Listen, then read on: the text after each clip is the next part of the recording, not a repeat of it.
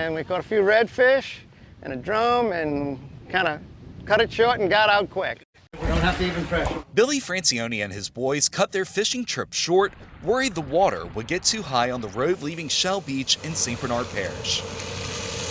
At the launch, they're picking up everything, and we tied all the boats in because you can only lift them so high.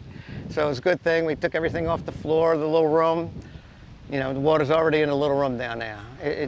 I've never seen it this high on a regular windy day. Southeast Louisiana is feeling the impacts of Tropical Storm Alberto's easterly wind, the main highway looking like a tributary to the Gulf.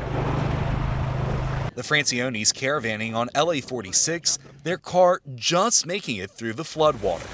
Jesus.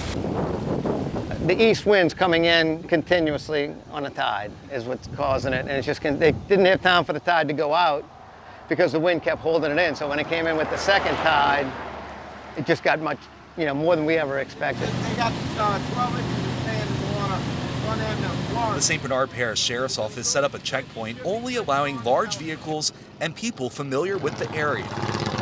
It's not something that we're not used to. It's not something for the people who live outside the levee protection system, not used to.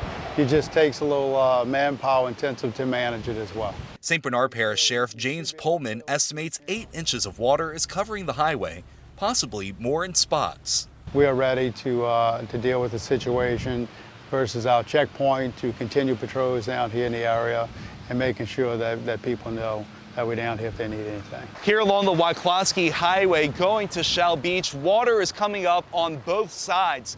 Coupled with the wind, it's creating a bit of a current across the highway. I didn't expect this. It came in a lot quicker than I thought.